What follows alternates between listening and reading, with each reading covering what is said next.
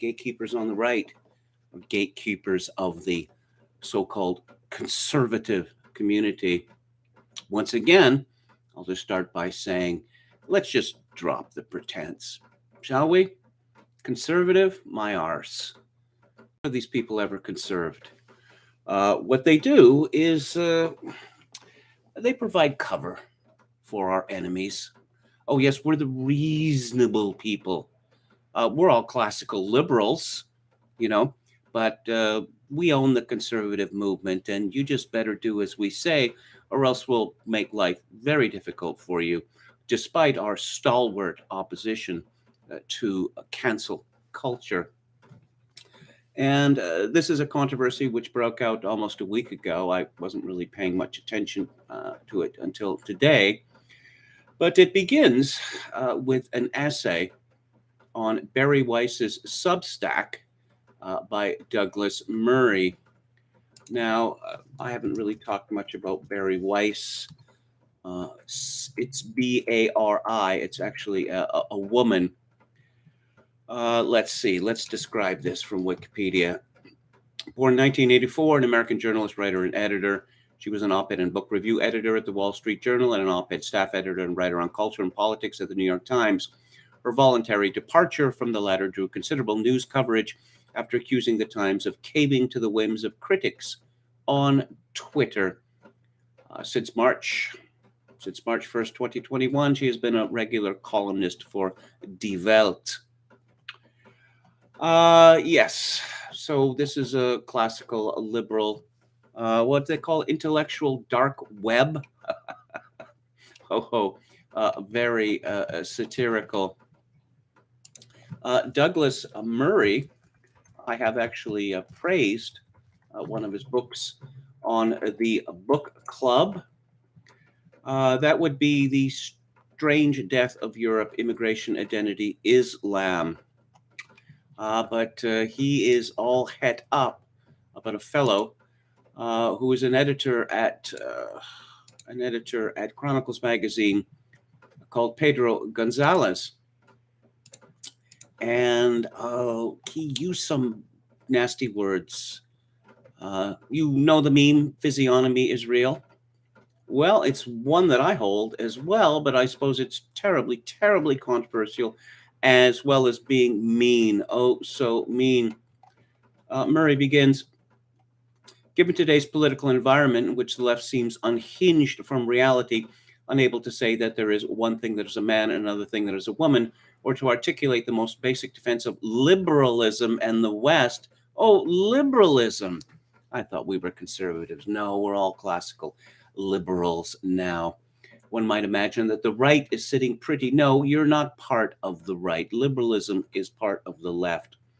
For the first time in decades, Murray avers, all conservatives like me have to do is be normal. Well, Douglas Murray is not normal. Neither is Barry Weiss. They're both homosexuals. He continues, over the weekend, a writer and Twitter personality on the political right unmasked himself boringly and yet still wretchedly as an anti-Semite. He did it casually, as though holding these noxious beliefs should be perfectly obvious. But it was so repugnant that it cannot be glossed over or ignored. And the fact that, so far as I can tell, it largely has been, at least by conservatives. Hey, Kimosabi, what you mean conservatives is all the more reason to expose this noxious little incident. Pedro Gonzalez is a Lincoln Fellow at the Claremont Institute, an American think tank with a storied past. Claremont is home to many first-rate writers who have helped to ensure that the Republican voter base and its intellectual class are not wholly separate entities. Yet Gonzalez spent his holiday weekend bringing what many have worked hard to relegate to the gutter into respectable conservative circles. On the penultimate day, or I guess you could say December the 30th of 2021, a left-wing economist named David Rothschild was doing what leftist activists do on social media. On this occasion, he was tweeting that Republican intellectuals despise the Constitution. Gonzalez responded to this low-grade clickbait by saying, libs openly flout laws they don't like, see sanctuary cities and DACA, but will still preach to you about the Constitution These people are as dumb as they are repulsive. He added a photo of Rothschild. There's already a certain problem here, according to Murray. For to accuse other people of being physically unattractive, one must either be in a playground or in a position of extraordinary Adonicism oneself. You can Google Mr. Gonzalez and judge for yourself. No, one does not need to be in a position of extraordinary Adonisism oneself. And I've seen pictures of Gonzalez, and he is a perfectly normal-looking fellow. One might call him handsome, I suppose. Then he wrote, that Rothschild physiognomy is pure nightmare fuel. Rothschild physiognomy. Even reading those words in 2020s causes a degree of whiplash. Are you writing this with a quill? But it turns out that Gonzalez has a bit of a thing for the phrase. In responding to another tweet, this one from a lawyer coincidentally named Ari Cohn, he returned to the physiognomy question, tweeting out the most unflattering photo he could find of Cohn. Gonzalez wrote, oh, look, another cursed goblin physiognomy. Surely he would just say he's doing it full of lulz. This deliberate dance with the darkest stuff is the embodiment of what Jean-Paul Sartre described when he said, no, I'm not going to read from Jean-Paul Sartre. I think we can safely say that in these recent communiques, Gonzalez is, once again, did he write this with a quill? Gonzalez is sincerely enjoying playing with anti-Semitism. He is treating himself to some of it, indulging in it, enjoying it, specifically thrilled at the opportunity to revive execrable motifs and notions that recall Nazi eugenicists and their obsession with Über- and Untermenschen. All the while believing that while his foes all happen to have Jewish features, he, Gonzalez, is in the position of an Aryan. Where did that come from? Aryan? I don't think someone called Pedro Gonzalez, an American called Pedro Gonzalez, is going to pretend to be an Aryan, but never mind that.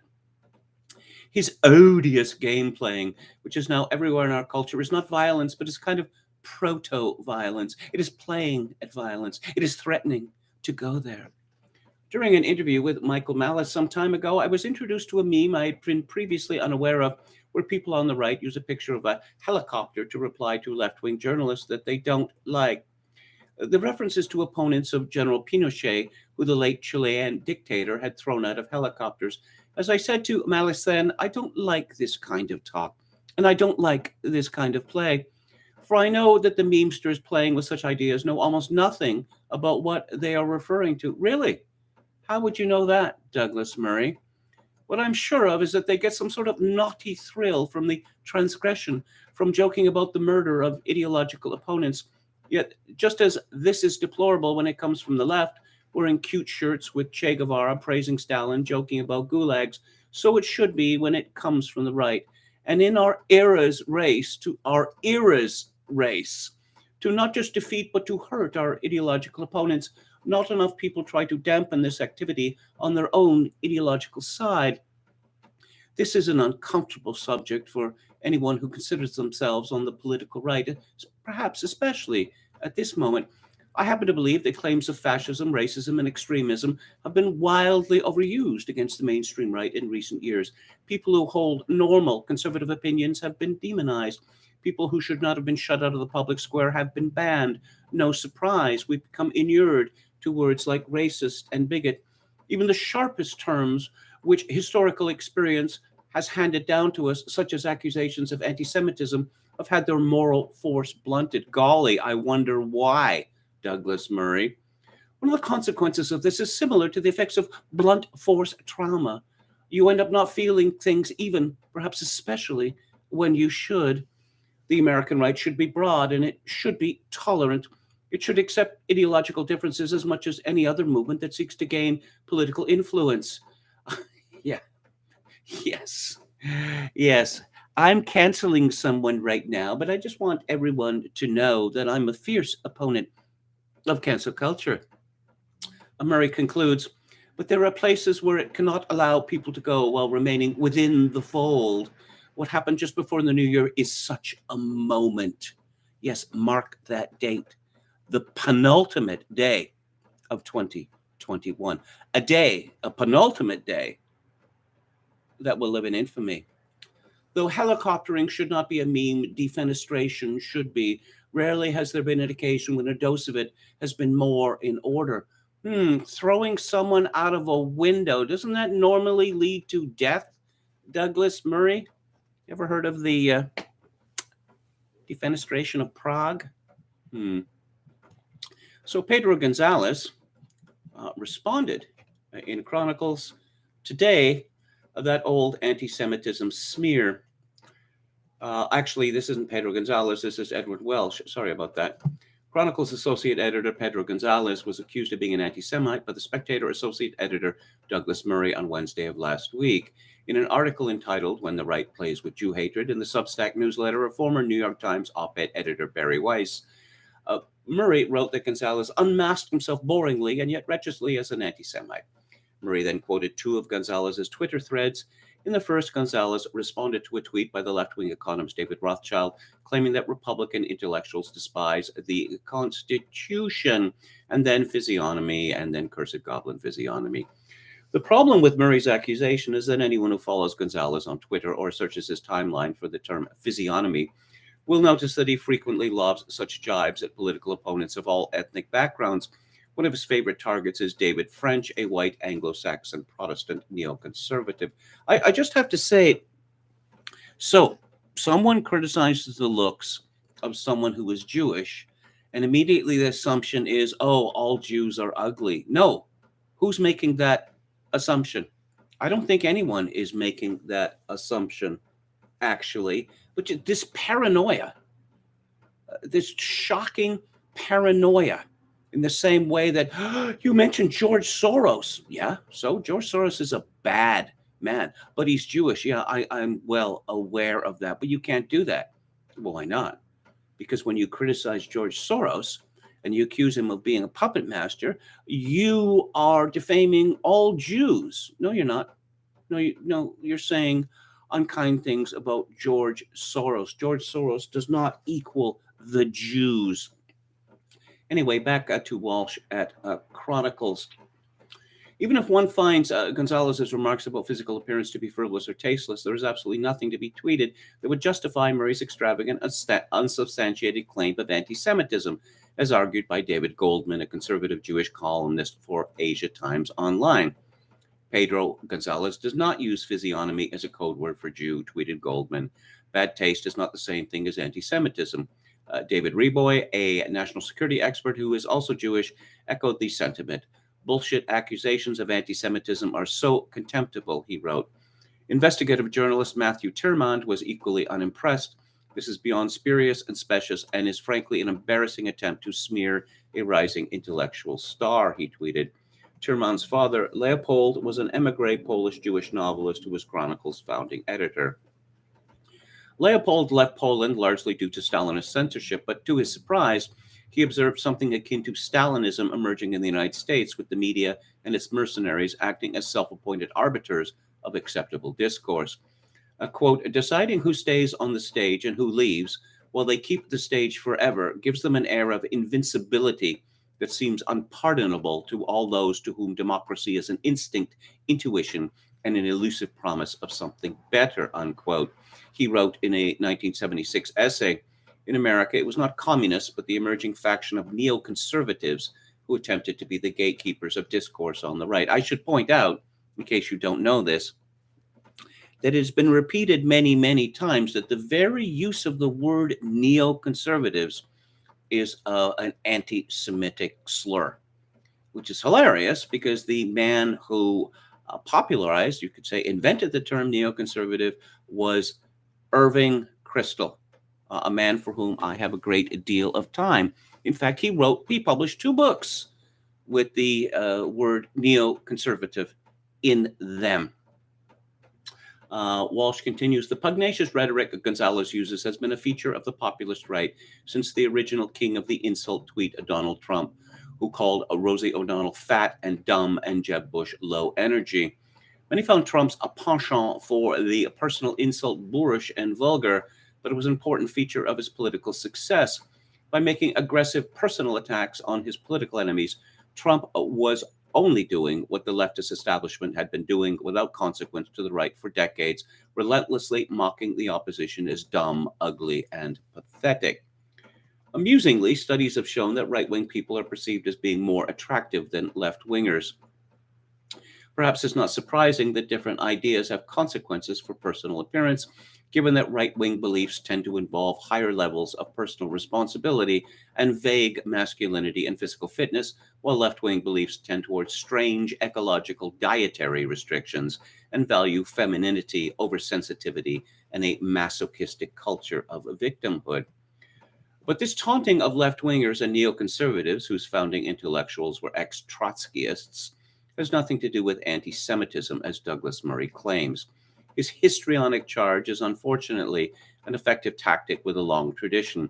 Indeed, the influential libertarian economist Murray Rothbard used the term smearbund to describe the organized efforts of neoconservatives to defame their opponents as anti Semites.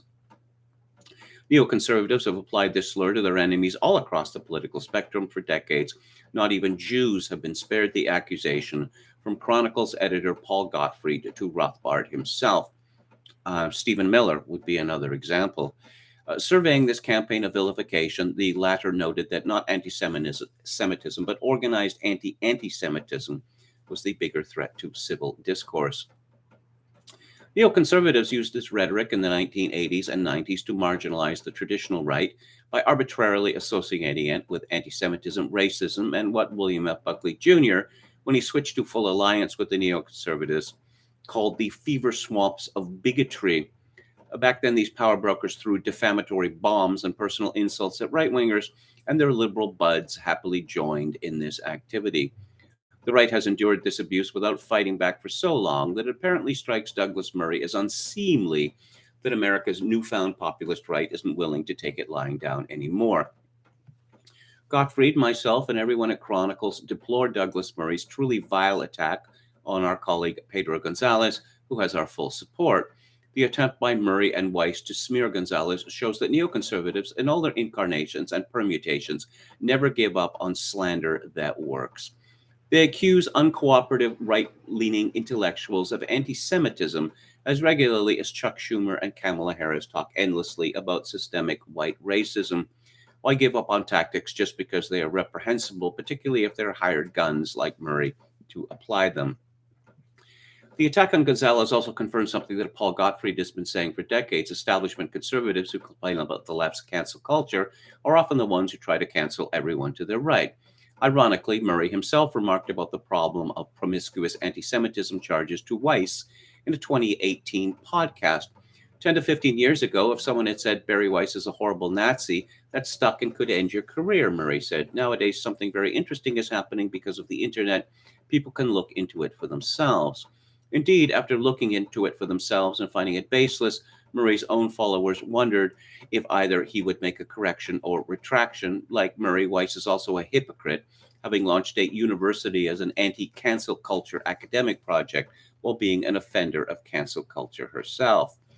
Luckily, judging by the tremendous online backlash the two received for attacking Gonzalez, it seems the bad habit of the Communist Party-like excommunications that come from self-important would-be gatekeepers in the conservative establishment are no longer as effective as they used to be. And again, this is an essay by Edward Welsh. It's Welsch in Chronicles, which you can find at chroniclesmagazine.org. I should mention before I go any farther that, 21 years ago, my career was effectively destroyed by an accusation of anti-Semitism, basically an organized campaign against me because of an article that I'd written about kosher food. I have nothing whatsoever against kosher food. The practice of kosher food or ritual slaughter or any of it, I just thought it was an interesting subject. One of the reasons being is that it's so mysterious that people know so little about how kosher certification comes about. But a well-known Tumblr in the Canadian media decided to wreck my career, and he did. As it turns out, and this is not groveling in any way, I mean, you can go back, just look at my writing. going back into the 80s and 90s, and see who it was, whose opinions and whose artistic productions I was lauding. I've always been quite fond of the Jews for their intelligence, industry, and artistry.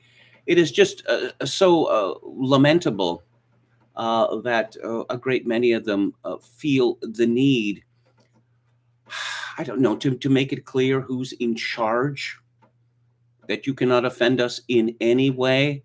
I have written a great number of pieces attacking my own ethnic group, the Irish, for various sins. The Jews operate as a pressure group, just as the Irish do, and the Mormons do, and homosexuals do, and many others do.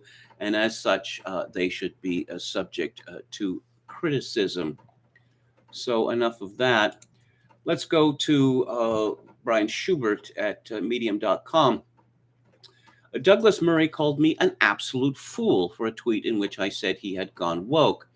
I was responding to Barry Weiss's Substack column. Murray titled the piece "When the Right Plays with Jew Hate," in case we were unsure of the point. He notes that Gonzalez committed the grave sin of calling a lefty economist ugly and mocking his physiognomy, a big word for a person's facial expression.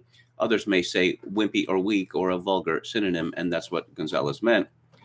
What made the taunt anti-Semitic for Murray was that Gonzalez called it that Rothschild physiognomy, which Gonzalez said not because the economist was Jewish, but because his name was Rothschild. The same day, Gonzalez tweaked another Twitter user he didn't like for his goblin physiognomy, but this time did not use his last name, which happens to be Cohn, and two makes a trend. That's it. That's what made Douglas Murray go woke. I should mention at this point that, to the best of my understanding, the Rothschilds have been so intermarried with non-Jews for so many generations that I can hardly see how they can be considered Jewish in any sense. In the same way as an old German rival family, the Goldschmidts or Goldsmith in Britain, again, you see this outmarriage over and over and over again. So I can hardly see that the Goldsmiths could be considered Jewish. Funny thing, Sir James Goldsmith, the pirate financier, particularly after he got into this fight to the death battle with Private Eye magazine in the mid-70s, was wont to accuse any of his enemies or anyone who criticized him of Jew hatred. Amusingly, in his later years, or his last years, after Sir James had become one of the world's most noted anti-globalists, he became a great pal of Pat Buchanan's. It's funny how life works, isn't it? Anyway, back to Brian Schubert. Murray calls me an absolute fool for considering him woke. Weiss retweeted the ad hominem. I suspect Murray's decision to go after an internet reply guy like me with 200 Twitter followers had less to do with my foolishness and confusion over what's woke and more to do with his. Murray, you may know, is the celebrated author of The Strange Death of Europe, Immigration, Identity, Islam, and the Madness of Crowds, Gender, Race, and Identity. For these well-argued books taking on the greatest liberal pieties of our age, he has been slandered as Islamophobic, homophobic, transphobic, anti-woman, anti-immigrant, a white supremacist, misogynistic, Eurocentric, etc., etc. He's made a career of attacking wokeism, so he must not have liked the charge turned round on him. In my experience, people are most likely to lash out in anger the closer the mirror gets. In his Substack piece, Murray does what has been so scurrilously done to him. He sees what is not written and hears what was not said. He seeks out the smallest kernel of offense and sows the field for a great harvest. He knows Sartre wrote something about anti-Semites being jocular, and so case closed. Murray does all this while ignoring a Niagara of context that would reveal Gonzalez to be an equal opportunity targeter, a physiognomy he doesn't like. He seems to especially relish it against Gentiles on the right he thinks are quislings. The record on this is clear. And so the latest tweet of one writer's shtick, "One as far from Jew hate as the oceans are deep," is transmogrified into a career-ending offense and an indictment of a political community Murray dislikes on the eve of a secular holiday now set aside for exactly that. For some reason, and we can all speculate why, Murray is determined to be offended and unpersuaded by the facts. He has entered the land of the eternally thin-skinned. Somebody said something that Murray turned into something else that we must all have the same opinion on. And so a social death must be exacted in the name of goodness and justice. No nuance, no appeal in Judge Murray's court this time. I leave it to the reader's fair-mindedness whether the charge of wokeism sticks in this case. Not for nothing, but if Gonzalez had said that anybody who doesn't think there's a Soros empire in Hungary has not observed the facts, and Murray has chosen that molehill of a comment to make into a mountain, he'd be on to something really sinister. Certainly cancel such a person for playing with anti-Semitism. Context be damned. We can all agree. And yes, that was Soros. The comment about Soros was from the late Roger Scruton. So Schubert concludes, Hitchens was fond of saying the barbarians never take a city until the gates are held open for them. I just never thought I'd see Douglas Murray, of all people, pulling on the latch. Oh, and finally, I mentioned Stephen Miller. This is from Media Matters for America, and this is just thrown up on their website yesterday, and apparently it is so shocking that it needs no introduction, it needs no context. On Fox News, Stephen Miller warns that racism directed at white people will destroy America if we don't push back and reclaim our heritage. He was a guest on the Ingraham angle on Fox. Laura Ingraham had said this kind of goes hat in hand with their entire agenda about America as a country being awful, rotten, racist. We have to atone for all of the past sins, and the only way to do that is to take money and power from one group based on race and give it to another group based on race. But this is where it's going if people keep electing Democrats. Miller replied, correct. This is where it's going, and this is just the beginning. The left's goal is power, and they figured out that the way they can accumulate power over your healthcare decisions, power over your finances, power over life and death, is to use race as their cudgel, to use race as their sword, and that's what we're seeing right now. And they're saying that because you are a racist country, because you are systemically bigoted, we need to take all the power and decide as a government who gets medicine, who gets to live in safety, who gets rights, and who doesn't. Stephen Miller concluded, it is fascist, and if we don't push back and reclaim our heritage as a nation of legal equality, equal justice, we're going to lose everything that we love about America. As they like to say in meme world, where's the lie, though? Let's go to the chat. Let's go to the top. Hello to William Hicks, Anne Run, Dan, Don from Beyond, Pelcasso 88, Emmett Kelly's Earth, Mr. Chuck the Buck Norris, Geez He Style, Dionysius, Dr. Deadname says R.I.P. Colin Flaherty. Really? I'm very sorry to hear that. Hello to Don from Beyond, who says more free discarded books from the library. I'm halfway through Philip Eads' biography of Evelyn Waugh. Next up, I have Jimmy Carter's novel of the Revolutionary War, The Hornet's Nest. Hello to Quachulango. Enron says, I've heard some say that Chronicles has changed direction since Gottfried took over as editor. I've seen that as well. Hello to No Sleep Until Breezewood, PA, who says that Pablo Gonzalez is boring. Bussin Michael Gray says, I'm glad KMG is covering this. I've always liked DM, but his gatekeeping is annoying. You know, I go to sites where there are things that I agree with and things I don't agree with. I go to sites where most of it I agree with, some of it I disagree with, some of it I disagree with a lot. It's never been my nature to say, you must shut up or you are not a member of our gang. But in any event, so much of this difficulty could be avoided if the American right, that which calls itself conservative, stopped playing the game of their enemies. It's a rigged game, and you will always lose. John S. says, I like Pedro's writing. Quachalango says, I'm reading the first Canadian novel, so-called Francis Brooke Voyage Through Canada. Hello to Phalangist. Claremont Institute had Jack Murphy in their employ. Well, he was a fellow Lincoln fellow. Chocokin 66 says, La fin de siècle. No Sleep Till Breezewood says I wouldn't be so quick to tout Claremont intellectualism right after the Jack Murphy debacle. Wait a month and then I'll talk about it again. Wasn't Harry Jaffa associated with the Claremont Institute? Harry or Henry Jaffa? Well, of course, Lincoln. Lincoln, the great American hero. That was for the longest time an exceedingly controversial view on the right. When I was young, when I was first introduced to writers on the right in the 1960s, Lincoln was generally considered to be a tyrant and an anti-hero. British American says, are you writing this with a quill? Excellent. Can I use this KMG?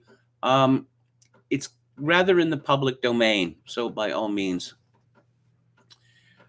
Dionysus says, when Milton's Satan falls from heaven, he ends in hell. And what does he say to reassure himself? Here at least we shall be free.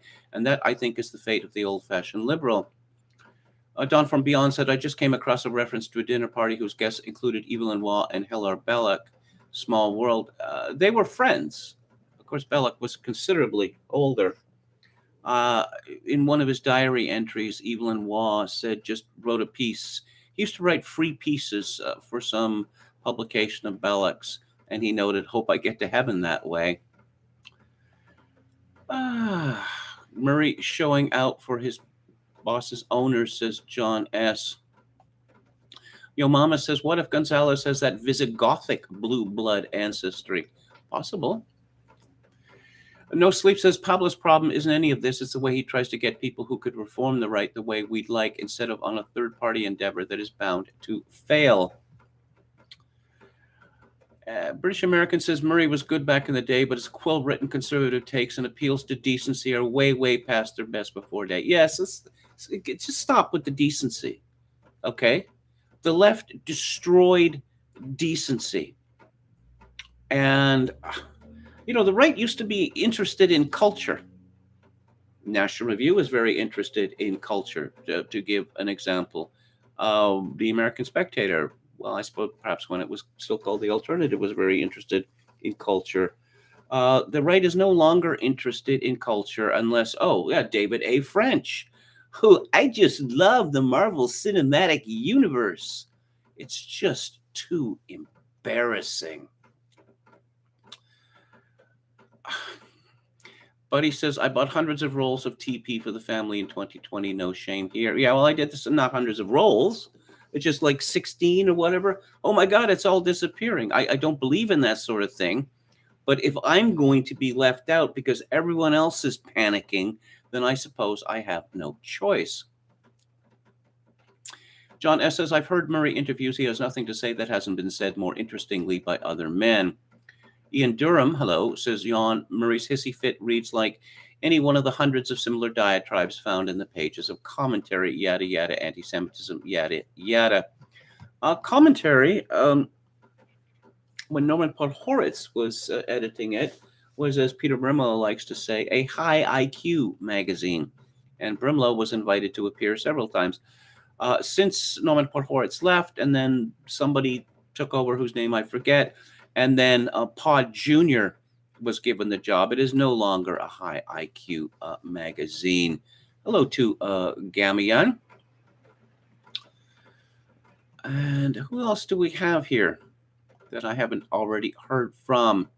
Let's reiterate our respect for S.E. Cupp, says Buddy. What an attractive lady. She's attractive enough, no question about it. She just has nothing to say. And she says it poorly. Drew Greenberg says Jews rock. Chokin 666 says more. Kevin loves Jews and Jew affiliates. I'm just trying to be honest here. Okay? I'm just trying to be honest. When I was attacked as a Jew hater, an anti-Semite or whatever, and, people said that I loved Hitler or the Nazis or whatever, at first it used to hurt my feelings. Now I know it's just business. It's just business. After this largely successful attempt to destroy my career, I found out to my amusement that I had occasion to interview people, Jews who were prominent members of B'nai B'rith, they had no problem with talking to me. In fact, one of them, a university professor, just expressed his delight that I was, on the phone again talking to him. And I thought, apparently this campaign, to make me radioactive among the Jews is pro forma, one might say. True Greenberg says not Jewish in any sense. Obviously, the Rothschilds are Jewish and religious in the cultural sense. I don't know that that's true. Popcasso 88 says it's minus 17 Fahrenheit in Ottawa with the wind chill, coldest world capital. Perhaps they should, go back to the original name of Bytown. Popcasso 88 says Rideau Canal not open for skating yet. I wonder why. Anyone see the tweet of the, okay, I have to scroll back up again. This is from Anne Run. Anyone see the tweet of this new French version of the knockout game where the elderly are grabbed by someone from a passing car and held on to until they can no longer keep up? Absolute evil. Yes, I have seen it. Justin Proto says chat was talking about Rupert Sheldrake last night. He's been kept by real science for his ideas. I don't know what that means. This is the way peer review works. A book called Forbidden Archaeology that has been fate kept. Okay. Hello to David Wright. Murray does this on Barry Weiss's blog, says John S. What a contemptible lick spittle. Metal Mike says, so in Quebec, vaccines will make you free. I'm getting to that soon. Don Willis says, I've not been this upset since unconstitutional Obamacare was stuffed down our gullets while we slept.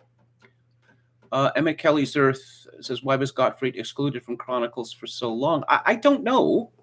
I used to contribute to Chronicles, and I had quite a few conversations with Thomas Fleming. I got the impression that Thomas Fleming quite liked Paul Gottfried. But, in this right-wing publishing world, as I learned decades ago, the number of feuds there, well, it's impossible to keep up with. Gottfried is getting pretty old. Would love to hear Kevin interview him again, says John S. Yes, if you go to my old podcast, which is still on YouTube, the Two Kevins podcast I did with Kevin Steele, you can find a 2-hour interview, something like that I did with Paul Gottfried on the occasion of the publication of his book on fascism. Tom Anderson, hello, says KMG. Lincoln wanted to send all the freed back, though. Hondego, hello. Okay. Do you think that they're trying to wind this virus thing down? No. Well, not in my country. Not in Canada. Oh, boy. I saw a pic of Nick Cave in Berlin, Artist Garrett in 86, in a copy of the New Criterion. Quetzalcoatl. Interesting thing about the New Criterion that, I was a subscriber pretty much from the beginning, and then I gave it up at some point in the 90s, early 2000s, because the neoconservatism was just sickening me. That seems to have been abandoned at the New Criterion. Let's see, who else do we have here? Biden and Co. This is from Don Willis again. Charging racism, Jim Crow 2.0, another attempt to take this country down. Attack on the filibuster, old tricks, same old evil tricks, division. Juan Diego says, my parents chose a cemetery they would be buried in because it had Confederate flags, and they were even bigger fans of Lincoln than my grandmother.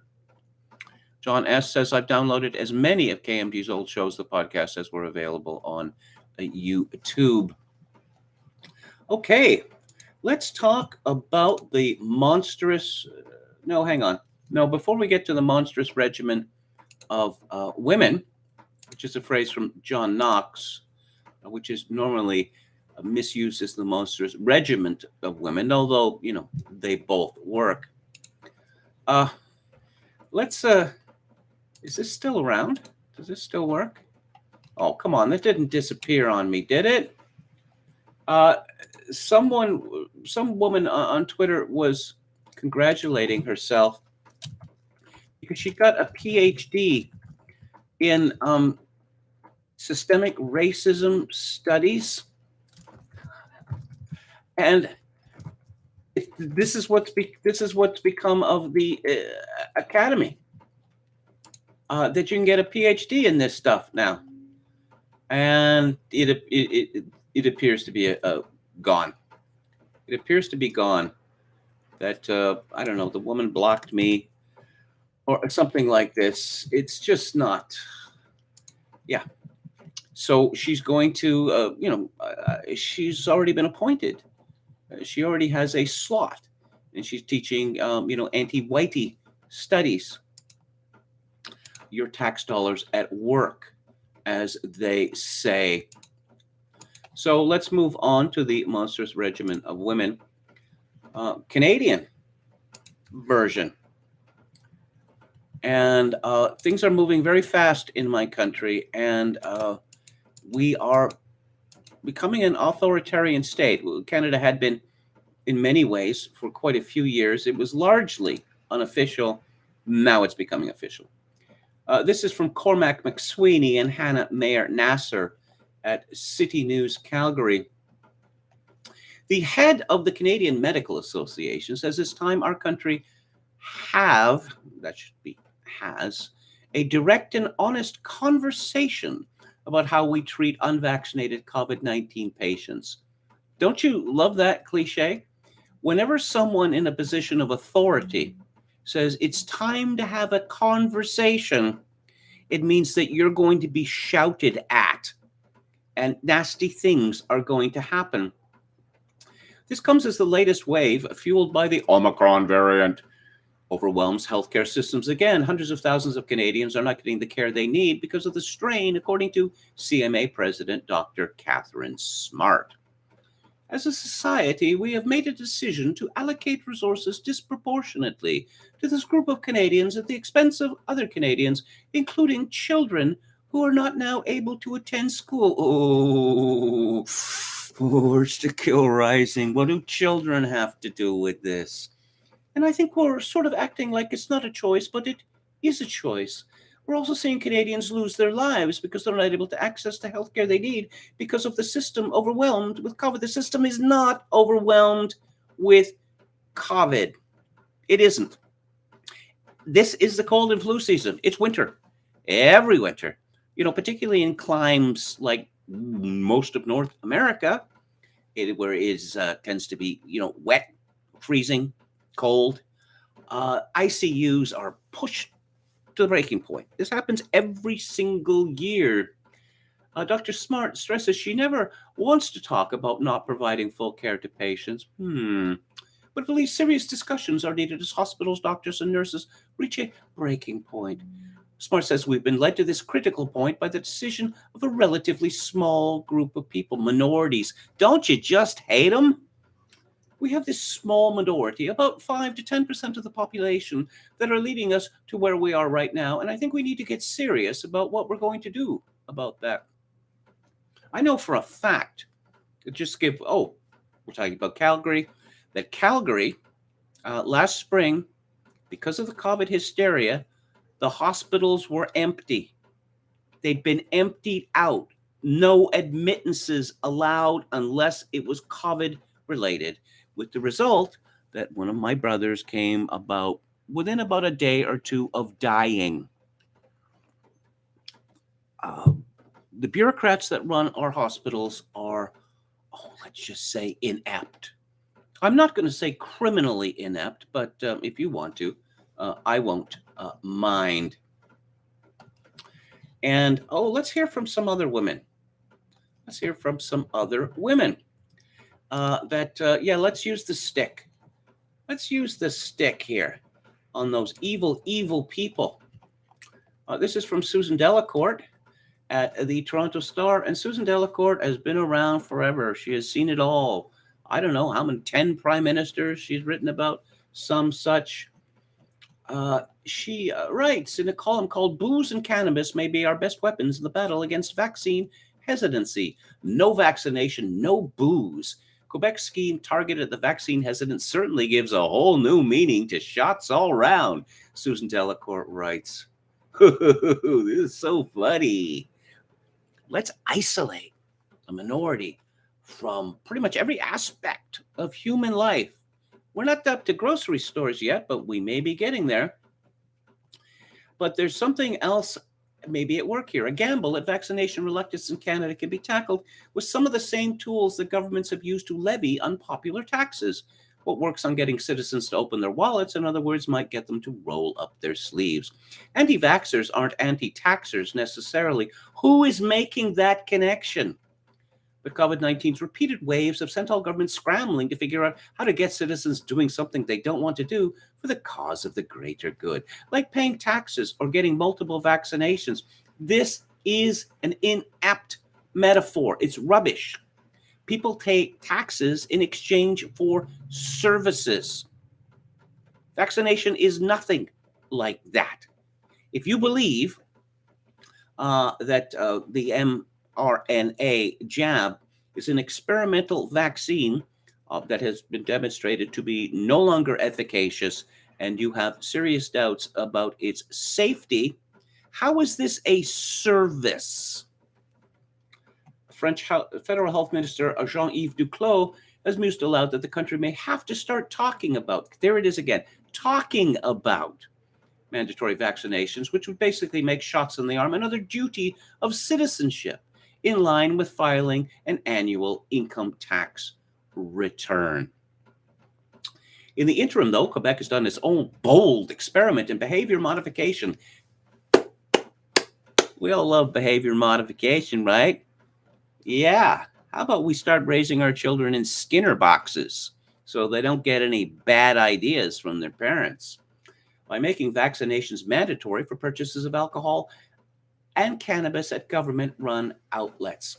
Where did Canada get the idea this would work? It surely isn't a coincidence that these are the same commodities, along with tobacco, that governments use regularly to raise revenues, the so-called sin taxes. What on earth does that have to do with anything? Nothing. Zero. Sure, people grumble about paying more for booze and smokes. By and large, they go along with the tax hikes, budget after budget. Actually, that is not true. And it is, in fact, government policy to raise the price of tobacco so high that people will stop using it. And the percentage of people using tobacco in Canada has fallen dramatically in recent decades. And the increasing cost, the crippling cost, $15 for a pack of 20 where I live, is part of the reason. Okay, yeah. So let's go to another female scold here. This is from Ruby Latif, again at the Toronto Star. And who is Ruby Latif when she's at home? She's a Toronto-based community mobilizer, liberal strategist, that's capital L, and contributing columnist for the Star. Community mobilizer. Her title is called Don't Look Up, Doug Ford's COVID Inaction Plan. They say life imitates art, or is it vice versa? There's a reason every disaster movie starts with a government ignoring a scientist. Ooh, is this going to be about Netflix? Yes, it's going to be about Netflix, because all the smart women, their decisions are informed by Netflix, and more Netflix. Why aren't they listening to the science? Really? Who's been running the show here in Canada? It has been scientists. It has been latrine wallahs have been calling the shots. Ruby Latif begins, like me, you might have spent the holiday binging on Netflix, nothing about box wine, and came across the new movie Don't Look Up, a satire for our anti-science age, Thomas Zaz, who was a physician, psychiatrist, pointed out, back in the 70s that we have replaced religion with science, a devolved version of science he termed scientism. As climate scientist Peter Gleick once tweeted, there's a reason every disaster movie starts with the government ignoring a scientist. Oh, yeah. How about those disaster movies which are based on science run amok? There are quite a few of those. Ever seen 12 Monkeys? That's one that comes to mind.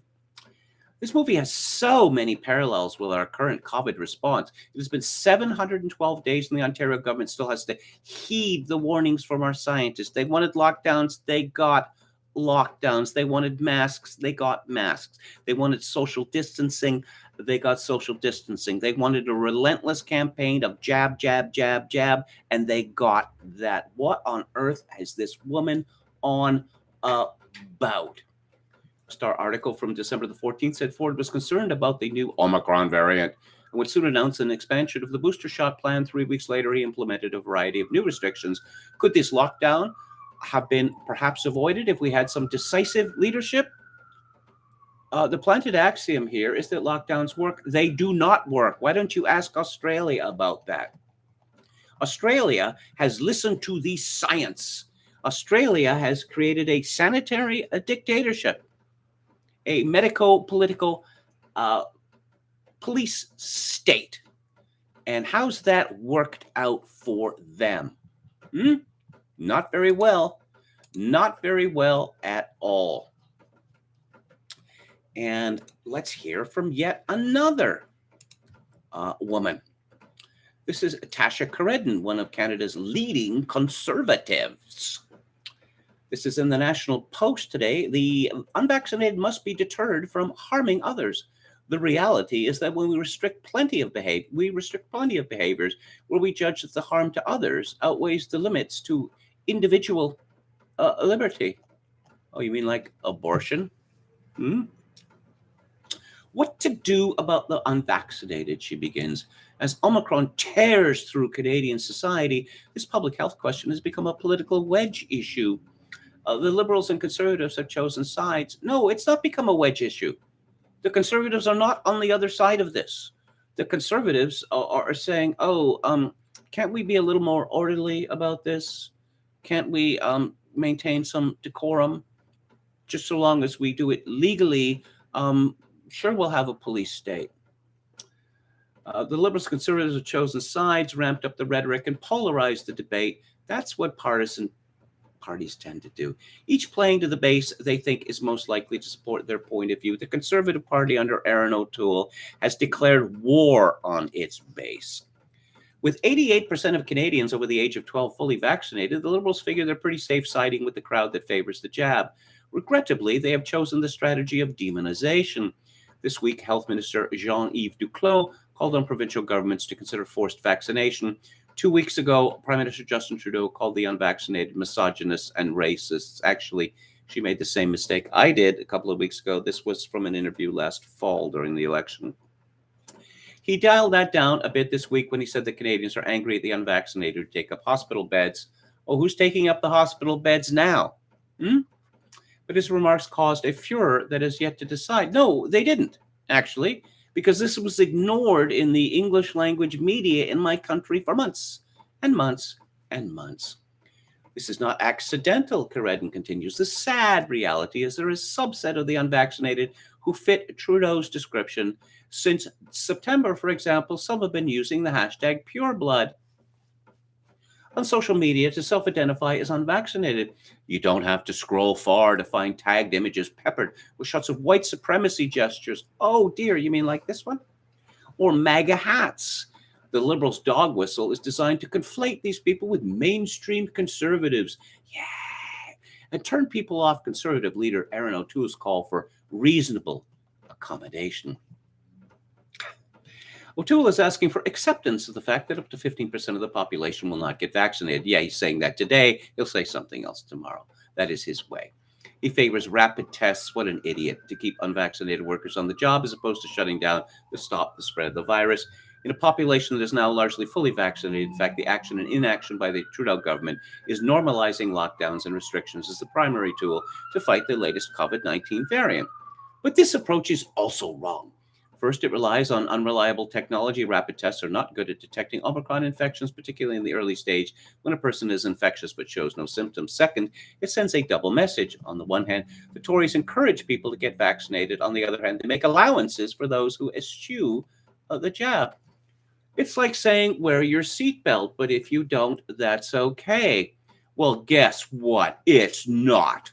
If you get into an accident, it will cost up to 3 times more to treat you in hospital than if you were buckled up. Sound familiar?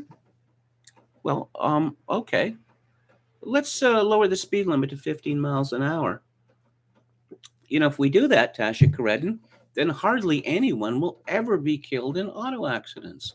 Wouldn't that be wonderful? The reality is that we restrict plenty of behaviors where we judge the harm to others, including economic harm, outweighs the limits to individual liberty. We don't allow people to smoke in workplaces or public buildings. Based on what science, I wonder? We forbid drinking and driving. That's not exactly true.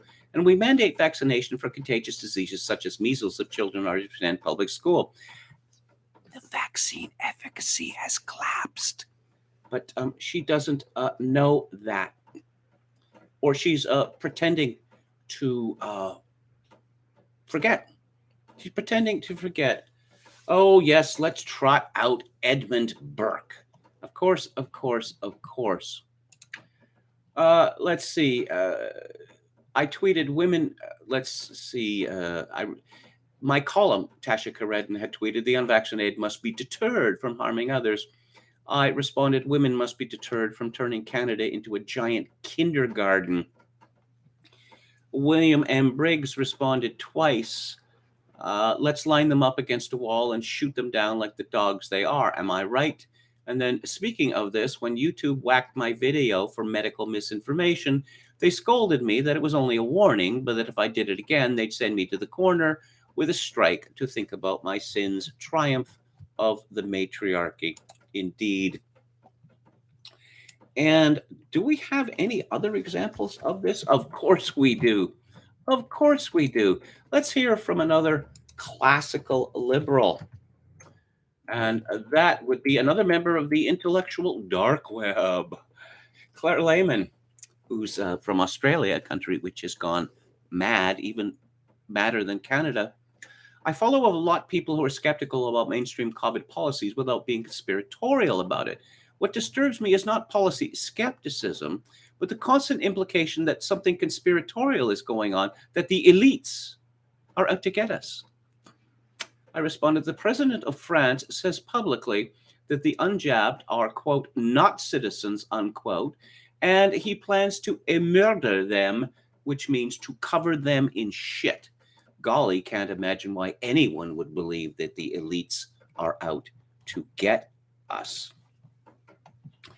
Oh, yes, and let's have an American example of the monstrous regimen of women. And this would be from Amy Siskind, who has a rainbow flag. So she must, and a check mark. So she's double plus good.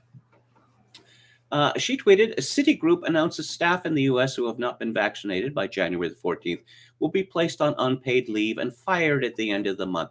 This is how you do it. Of course they have a woman CEO. Yes, of course they do. And someone else who writes for Quillette is Jonathan Kay, who is a Canadian, formerly of the National Post. And he has an interesting column there entitled, We're All Going to Get Omicron. And that's not such a bad thing, in his opinion. And a rare breath of sanity on COVID from Quillette. In some cases, this will mean families having frank discussions about whether it makes sense for everyone to get the disease all at once and so quarantine together, rather than a drawn-out process whereby each gets it one by one. Of course, the next COVID variant might change everything. Imagine, for instance, a disease that spreads like Omicron, kills like Delta, and isn't abated by existing vaccines. The ones we have are no longer abated by existing vaccines. Do people not follow the data? I mean, it's pretty easy to find. Oh, yes, the bloodlust. We're seeing an actual bloodlust here. I guess people just don't like minorities. There are certain minorities who are sainted, so we're not allowed to say anything about them. But the unvaccinated, they are just ever so wicked. Now, of course, in the United States, The people most likely to be unvaccinated are black people, then Hispanics, and then white people. We've seen in Canada and in Britain repeated stories to the effect that it is people of color, well, actually, they mean black people, who are most hesitant with regard to the vaccine. This is Paul Joseph Watson at Summit News. The Los Angeles Times published an article by columnist Michael Hiltzik, which says mocking the deaths of anti-vaxxers is necessary. Yes, really. As Chris Menahan notes, the URL of the original article suggests the first headline was even worse, and that it was subsequently changed by an editor. The first incarnation was called, "Why Shouldn't We Dance on the Graves of Anti-Vaxxers?" The headline was changed to "Mocking Anti-Vaxxers' Death is Ghoulish, yes, but necessary." Its final incarnation is now published as "Mocking Anti-Vaxxers' COVID Deaths is Ghoulish, yes, but maybe necessary." The constant watering down of the headline clearly suggests the newspaper was trying to minimize the inevitable backlash that would ensue. The bulk of the piece focused on mocking the death of conservative activist Kelly Earnby, who campaigned against mandatory COVID vaccinations for children as a condition of going to school, but subsequently died from, quote, COVID complications, unquote. Kelly Earnby's friends and family asked us to remember her for her career as a public servant and as a devoted spouse and mother, but let's not mince words. Her campaigns against public health measures negated whatever good she may have done in her other endeavors. Yes, Paul Joseph Watson asks, imagine if people who campaigned against mandatory vaccinations mocked the deaths of people who died from vaccine side effects. They'd be treated as monsters by the media, as should Michael Hiltzik for his disgusting diatribe.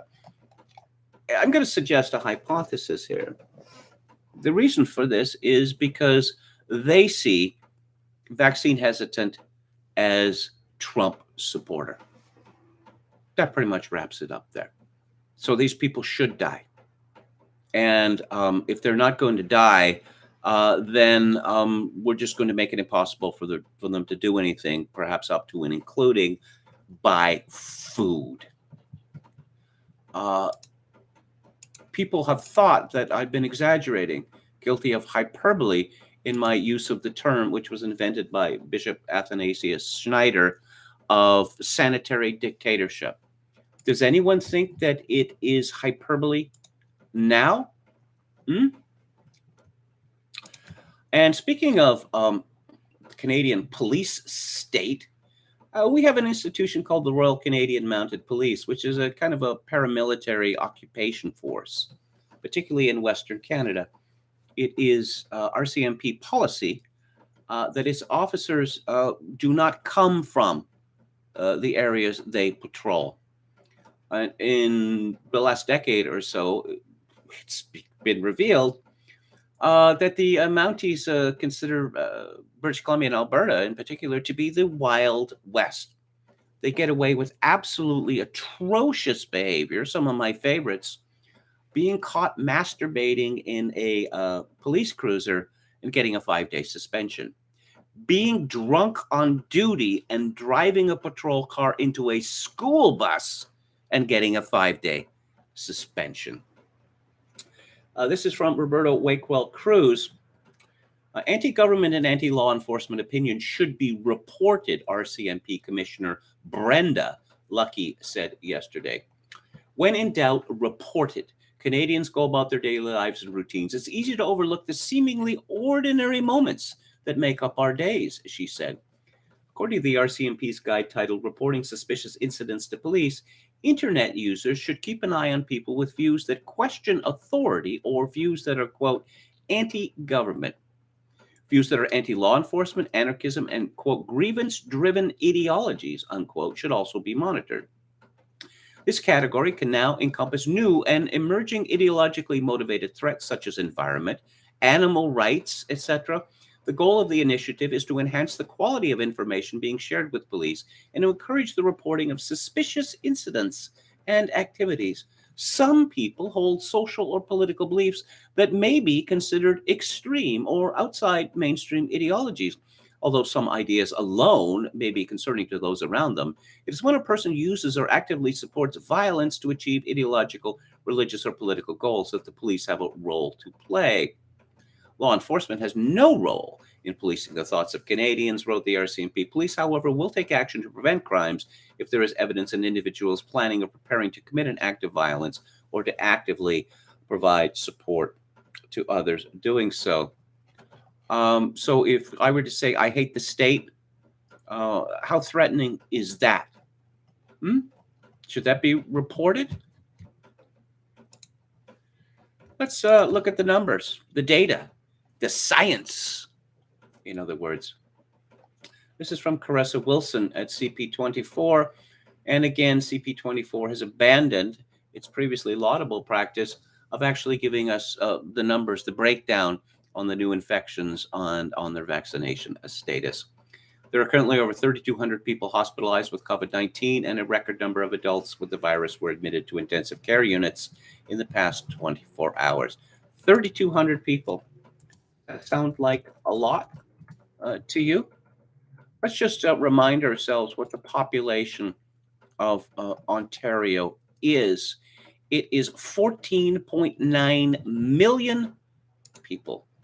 And I'm going to suggest that if 3,200 people hospitalized is going to cause a crisis, then the entire health bureaucracy of the province of Ontario needs to be replaced with something that works.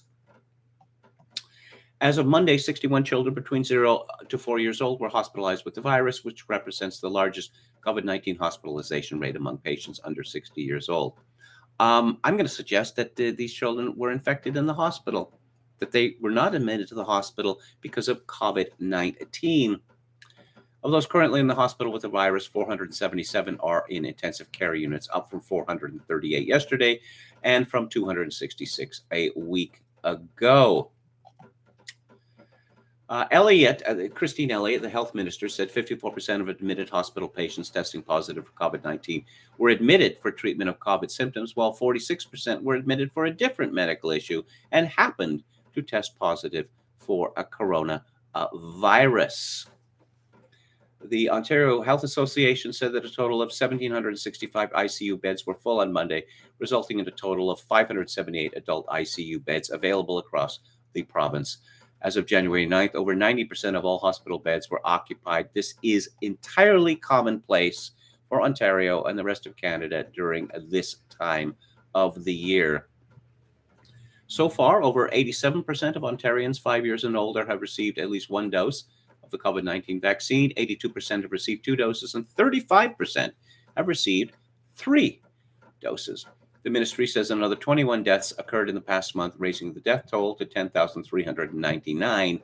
This is over a period of 2 years. And once again, the population of the province of Ontario is 14.9 million people. But so we're not going to get the numbers about the new infections, because it's really, really embarrassing. But let's look at the hospitalizations from Vaccination Status, and this is from the official Ontario government website. Partially vaccinated cases, 14. Unvaccinated cases, 138. Fully vaccinated cases, 158. Oh, yes, but proportionately, yeah, we're going to see that ratio change in a hurry. Because look at this. In hospital, but not the ICU, partially vaccinated cases, 123. Unvaccinated cases, 552. Fully vaccinated cases, 1,612. You can carry on about the ratio all you want, but over time, the ratio is not your friend. The ratio is going to become your enemy, a rather savage enemy, in fact. Oh, and I guess, this is funny. This is quite funny. Up until, about a month ago? Oh, Alberta. Oh, God, Alberta. Those stupid rednecks. It's no surprise that their numbers are the worst in Canada. And then Quebec's numbers exploded, and Quebec's numbers per capita just tower over everyone else. And then we stopped talking about that in my country. This is from Jacob Cerebrin at the Canadian Press. Adult Quebecers who refuse to be vaccinated against COVID-19 will be forced to pay a significant financial penalty. Premier Francois Legault said Tuesday, one day after the sudden resignation of the province's public health director. The penalty would be the first of its kind in Canada and would apply to unvaccinated residents who don't have a medical exemption. The health contribution is necessary, he said, because about 10% of adult Quebecers aren't vaccinated, but they represent about half of all patients in intensive care. I think right now it's a question of fairness for the 90% of the population who made some sacrifices. I think we owe them this kind of measure. Oh, you're doing it for their benefit, Legault said, adding that the unvaccinated should be forced to pay for the extra burden they are placing on the healthcare system. How about fatties? Should they be forced to pay? How about smokers? How about heavy drinkers? How about male homosexuals? I wonder if Francois Legault knows how much PrEP or Truvada costs every year.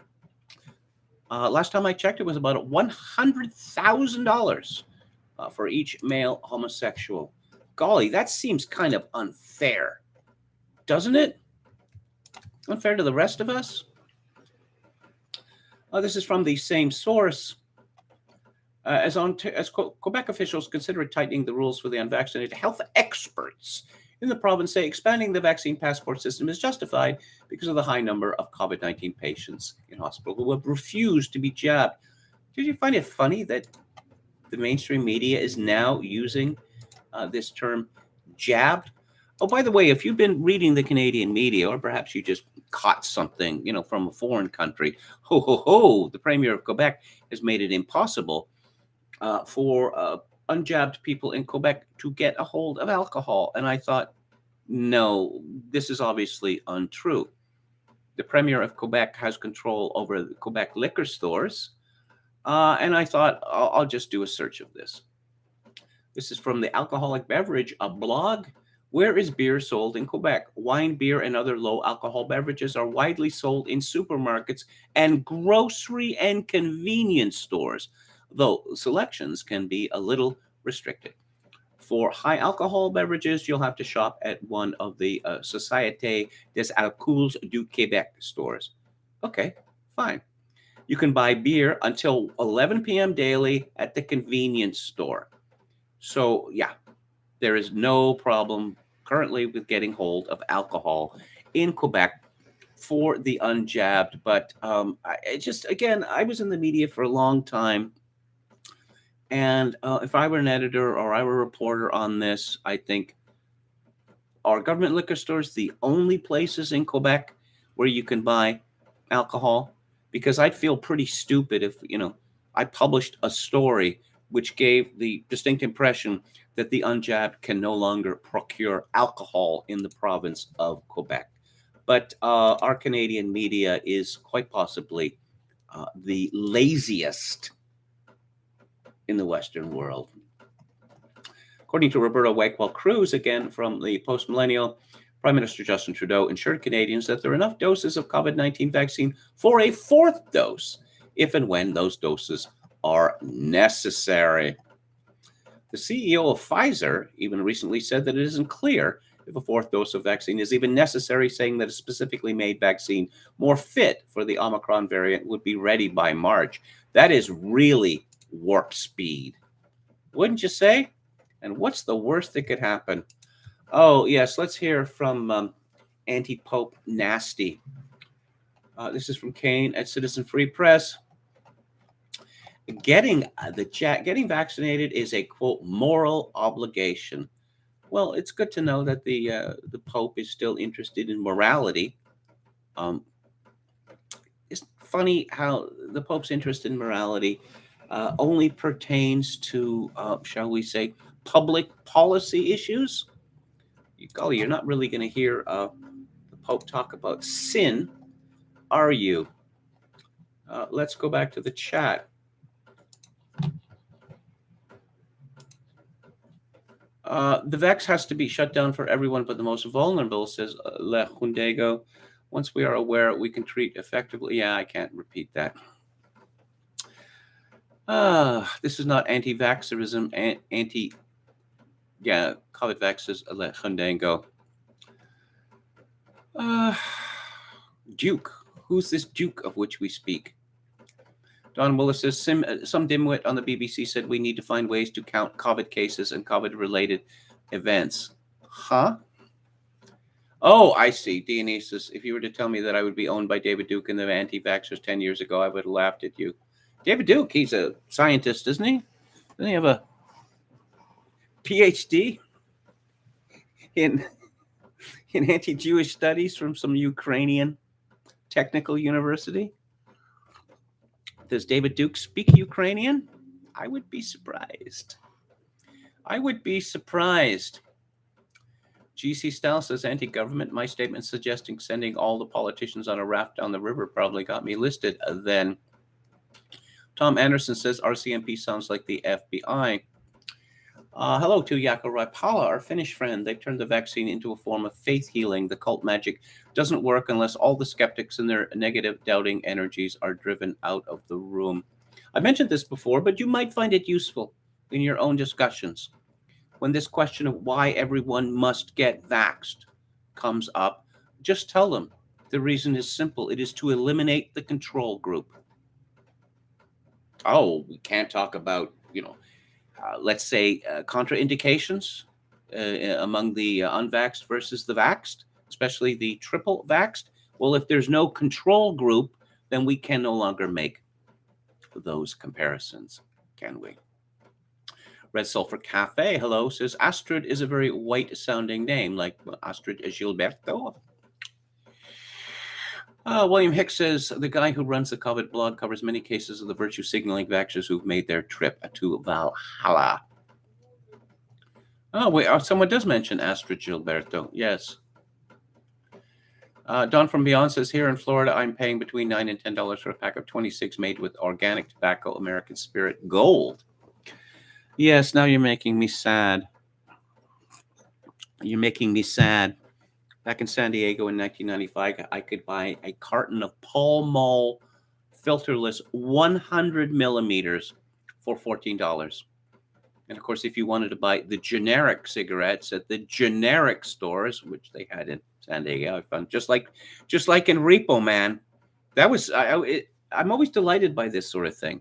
You see everything generic, right? In Repo Man. And I was in San Diego, and I happened to find this store, and everything in it was entirely genetic. For instance, cartons of filtered cigarettes. And I imagined, I mentioned this when I was reviewing Repo Man in the old podcast, that I just had this fantasy of walking up to the counter and saying, would you happen to stock filtered cigarettes? Oh, you do. Capital. Would American women nags include Admiral Rachel Levine, says Emmett Kelly. Sir, that's rather a philosophical or physiological question. Okay. Now I know how Joan of Arc felt. Moz. All right.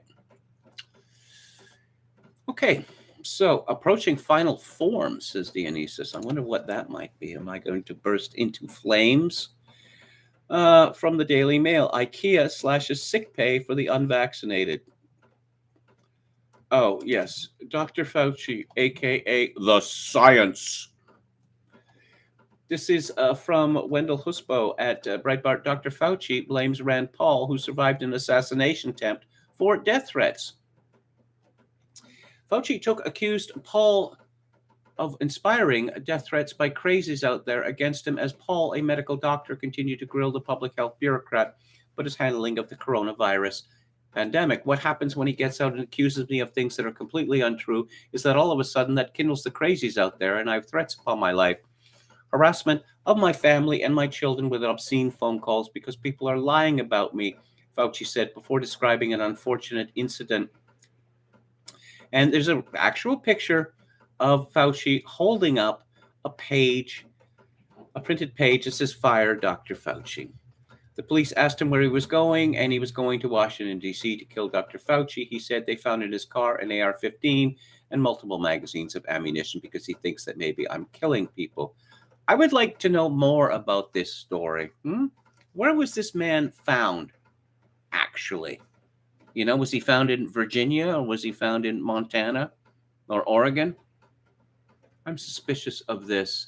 Paul responded to Fauci by reminding the doctor that political violence is not acceptable, recalling the 2017 political violence where Representative Steve Scalise, Republican of Louisiana, was shot by James Hodgkinson, a Bernie Sanders supporter, during a Republican congressional baseball practice. Paul, who was present and a target during that shooting, has reported that the now deceased attacker shouted, "This is for health care." It's disappointing for you to suggest that people who dare to question you are responsible somehow for death threats. I hear this all the time. Oh, I've been subjected to death threats, claims some politician, typically a female politician. Every politician is subjected to death threats, every single one. Pretty much anyone who is in the news, anyone who is famous gets death threats. One of my correspondents says, a truly cowardly display by Fauci today, who dodges straight questions from Rand Paul and then claims any criticism of him is responsible for death threats against him and his family. Indeed. Oh, VDR can sadly confirm that Colin Flaherty has passed away after a battle with cancer. He was a brave truth teller during a time when we are governed by lies and liars. Here's a review of his highly influential book, White Girl Bleed a Lot. Again, a very, very sad story. Eric Swalwell, who was close to a woman, a Chinese spy called Fang Fang. Oh dear, he's after Dr. Paul as well. Oh, Rand Paul had tweeted, "Dr. Fauci and I finally agreed on something in our Senate hearing today." And there's the picture again of Fauci holding up the page that says, "Fire Dr. Fauci." Eric Swalwell, who was one of the most ridiculous men in Congress, and that's saying something, tweeted, Rand posted this after Dr. Fauci told him that 2 weeks ago a man drove across the country with an AR-15 to kill Fauci. There's a straight line between Rand's website and these threats. Why does Rand post this tweet? Rand wants Fauci dead. Project much? Republicans have chosen violence over voting. Oh, God, here we go. I responded to Representative Swalwell, no one may criticize Mr. Science. It's worse than lèse-majesté. It's sacrilege.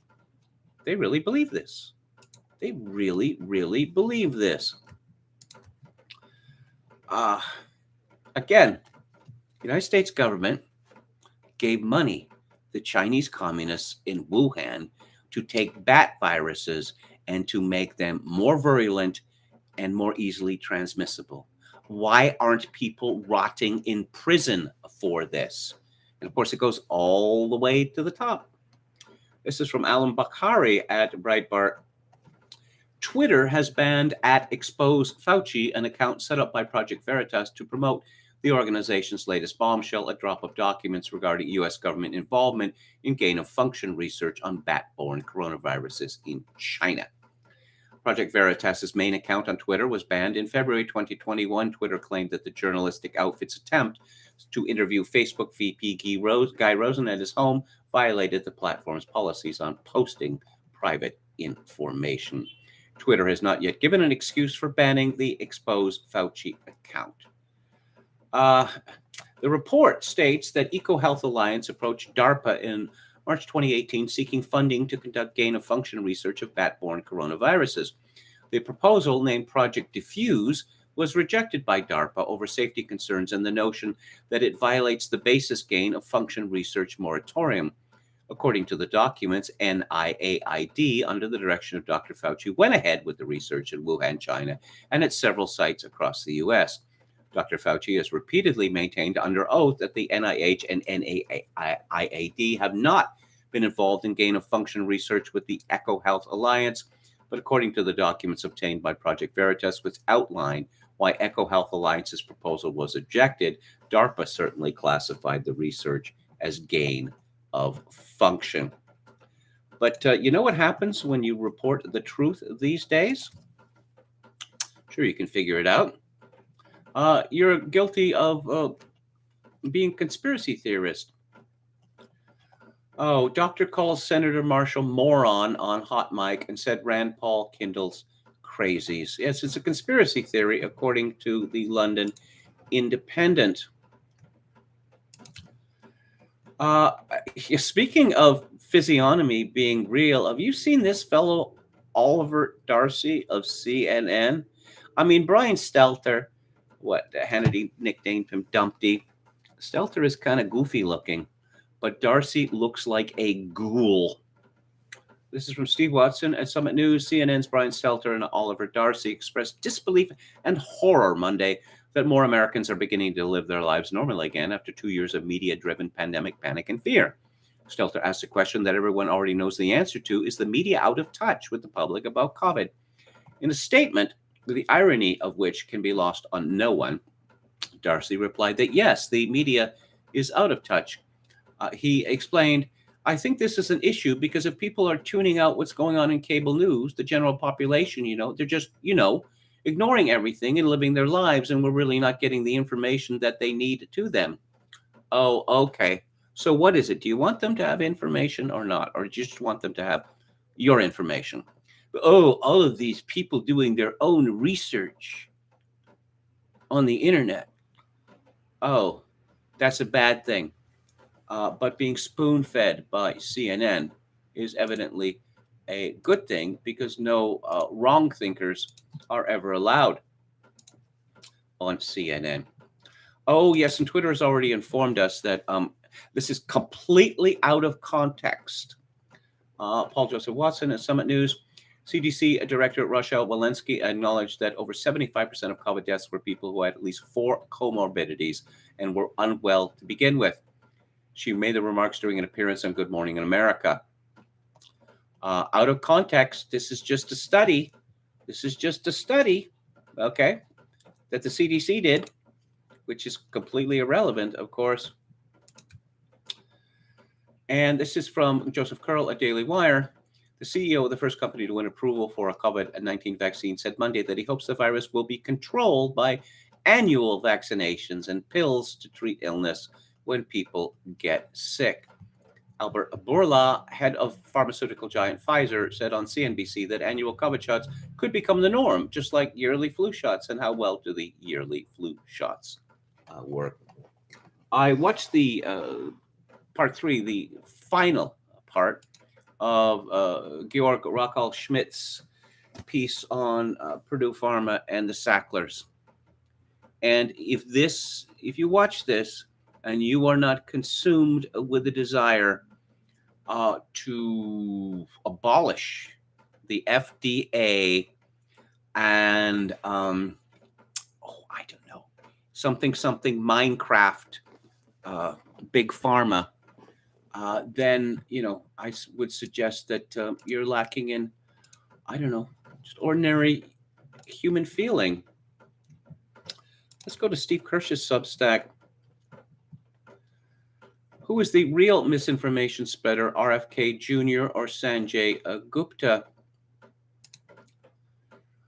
Have a look at this letter from RFK Jr. to Sanjay Gupta that first appeared on April 16, 2020, in which RFK defends his position on vaccines after being attacked as a misinformation spreader by CNN. At the time he wrote that article, he had no idea that a randomized controlled trial in children done in 2012 showed that flu shots increased 5-fold the risk of acute respiratory infections caused by a group of non-influenza viruses, including coronaviruses. So Sanjay has a lot of explaining to do, don't you think? That's optimistic. Come on. These people never have explaining to do. Never. And let's see if there's anything new at Eugippius. Just bear with me a moment. No. Okay. There is something new. What convinced you that containment was a sham? Your reports about containment across the world turned out to be a popular feature. I also enjoyed them, and I promise to bring them back soon. In the meantime, while I'm working on a longer piece that'll probably take a few more days, I thought I'd solicit your reports on a different subject, which is perhaps even more crucial. Some of you spotted containment and the mass vaccination campaign for the sham that it was from the very beginning, but I and many others started out among the true believers and had to be dissuaded by events. What or who convinced you that corona containment and or mass vaccinations was bad? What inconsistencies, lies, or policy boondoggles put you on the right track? What kind of insights can you provide as to your state of mind before you realize the truth? So he's, yes, you can find his Substack, most of which is free, at eugyppius.substack.com. And moving on from there, we are going to go to Alex Berenson. And I'll remind you again that his book, Pandemia, is available. And this is from an hour ago. This should terrify you if you've received an mRNA booster. Last month, the European Medicines Agency authorized boosters every 3 months. This is just today. Repeat booster shots spur European warning on immune systems risk. This is a story from Bloomberg. EU regulators warned that frequent COVID-19 booster shots could adversely affect the immune system and may not be feasible. Repeat booster doses every 4 months could eventually weaken the immune system and tire out people, according to the European Medicines Agency. What changed? Berenson asked. What data have they seen since December 9th? Animal studies? Side effect reports? Epidemiological data? Or is it just an abundance of caution that did not exist last month?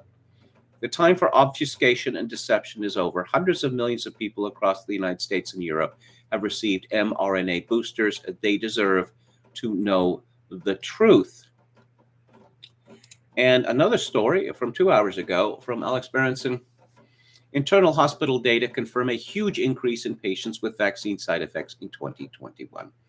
At many hospitals, the number of patients reported to have post-vaccine injuries rose 5-fold or more after COVID vaccines were introduced in December 2020, medical record databases show. For example, one database, including 100 institutions, included more than 8,900 reports in 2021 compared to fewer than 2,000 in 2019 and 2020. A different system reported an increase from 162 in 2019 to more than 1,100 in 2021. Several people with access to different databases provided the figures on the condition that they remain anonymous, as the databases are proprietary and confidential. All the databases showed a similar increase, ranging from 4-fold to more than 10-fold. And, oh yes, Boris Johnson, bring your own bottle party. People are not allowed to get together in Britain anymore because people will die. This is from Tom Eden at The Independent. Boris Johnson is a serial liar and should be ousted from office after the latest revelation about a bring your own booze drinks party at Downing Street, a former Conservative Attorney General has said. Dominic Grieve accused the PM of a pattern of behavior that is undermining trust, including by lying about potential rule-breaking gatherings at Number 10 during the first coronavirus lockdown. And let's go to dailyskeptic.org. And Boris Johnson losing Tory support as storm grows over Downing Street garden party. I don't really care about this sort of thing, Yes, they said we couldn't do it. No, everyone must live by the same rules. Everyone must be not allowed to do anything.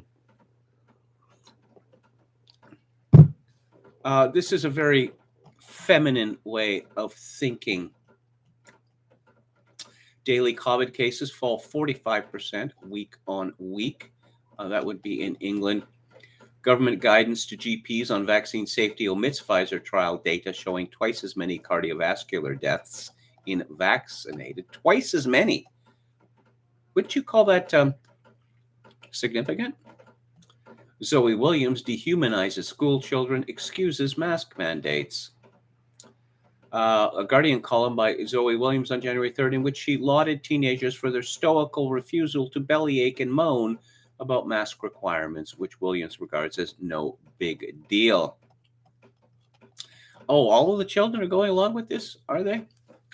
Coronavirus is nowhere near endemic, says WHO, the World Health Organization. 1 in 12 teachers absent in first week of term as class sizes reach 120. Supreme Leader Nick Sturgeon tells Scots they may have to wear masks for years. There's a cartoon here. Welcome to Free Scotland, where every COVID rule is pointlessly stricter than England's. Some healthcare workers have pre-existing immunity to COVID, study finds. Well, we knew that already. How is he going to get out of this one? Fresh allegations emerged that Boris attended drinks in the number 10 garden during lockdown. Oh, outside. People being outside. We can't have that, can we? And okay. And oh yes, let's have a. This may be the stupidest story of the day. Okay, remember the Taliban? Boy, they're sure wicked, right? Maybe the wickedest. This is from Breaking 911. Biden administration pledges $308 million in humanitarian assistance to Afghanistan. Oh, okay. So this isn't the United States government. No. And of course, it's not as if what they're giving is fungible. The Biden administration is no way propping up the Taliban regime in Afghanistan. And what's happening to sports? Well, you know what entryism is, right? So we have a lot of women. I'm not talking about the athletes. I'm talking about sports writers. And we have a lot of trannies involved. Alex Azzi writes about women's sports for On Her Turf at NBC Sports. She's a Wellesley alum. That's a shocker. And this isn't your grandfather's. I hate that cliche. I'm not even going to continue. Okay. But if you cover women's sports, she declares, that coverage needs to include trans and non-binary athletes, not just cisgender women. Women's sports should be used as an umbrella term that includes all individuals marginalized by gender. Women are marginalized by gender, are they? They're so marginalized that you have this phenomenon of people calling themselves men claiming to have given birth to children. Some of them claiming to be able to be breastfeed. That's how marginalized by gender women are. Alex Azzi continues to clarify something, read women's sports as an umbrella term. I'm referring more to intentionality in coverage than the label itself. The label is not representative, and that's a problem. But until it changes, I don't think it should automatically result in exclusion. Oh, and let's hear from Brittany de la Cretas, who I don't know what gender this person is. Bright red hair. I mean red, not redhead. Actual, like paint red. And problem glasses and enormous, like this big, heart-shaped pink earrings that say queer on them. Not your grandfather's sports writer. There, I went there. Okay. Writing Sports, Gender, and Queerness. A book called Hail Mary, now out from Bold Type Books. The Z is silent. They, them pronouns. She's written a book, Hail Mary, the little known, I wonder why, fascinating story of the rise and fall of the National Women's Football League, told through the players whose spirit, rivalries, and tenacity carried the league and furthered the legacy of women in sports. I followed sports, not as closely as I used to, but pretty intently for decades. I'd never heard of the National Women's Football League. Anyway, Alex Aziz of NBC retweeted this from Brittany, who says, this is why I say my beat is the intersection of sports and gender. These people are going to kill off sports ball. Of course, the NFL, the NBA, the NHL, they're all on board with this, and they don't seem to understand that they're killing the goose that lays the golden eggs, but I guess, perhaps sports ball has had its time. Uh, you heard me use this term by Chomsky and Herman, manufacturing consent. Here's a perfect example of this. This is a story by Michael Lee at CTV News. Despite generally supporting a diplomatic boycott of the 2022 Winter Games in Beijing, a new survey shows most Canadians feel it could come at the expense of Canada's economy. The results from the Angus Reid Institute show Canadians are largely worried about the economic costs of standing up to China, the world's second largest economy after the United States. Canada announced a diplomatic boycott of the Games in December, meaning government officials won't attend, but athletes can continue to compete, a move Angus said about half of Canadians support. The overwhelming majority of Canadians have no idea what a diplomatic boycott would even mean. I'm sure some of them, when they heard this term boycott, our wonderful Olympic athletes will not be going to the propaganda circus in Beijing. Oh, no, the athletes are going. Well, then why do I care about anything else? You see, we're going to ask hundreds of Canadians a question that none of them has ever considered, but we're going to give them an idea of what the proper answer is. I would guess that fewer than 1 in 100 Canadians have had a discussion about the potential consequences of the diplomatic but not athletic boycott of the Beijing Olympic Games. Let's go back to the chat. Charles Nuno. Hello, Charles. I wonder what the riots of 2024 will look like with Taliban migrants involved. La Hondego says, at least this crop sports commissioners have to go. Emmett Kelly Zer says, maybe the Brandon administration is trying to support Taliban moderates in the fashion of the Iranian moderates of the 1980s. Chogakin 666 says, I cannot wear glasses with a mask. It's ludicrous. I can't understand how some people do it. Mine immediately fog up. I wear contact lenses, but last summer, when I had to go into a store with a mask and it was sunny, intensely sunny out, and I have sunglasses on, and immediately the glasses fogged up, and it's just so idiotic. Oh, Boris Johnson has to go because he participated in the recent international campaign to vilify unvax. So did Trudeau, Macron, and Biden, says La Condego. Zen Master Football Analysis says we lost the culture, or much better for self-preservation to accept that fact.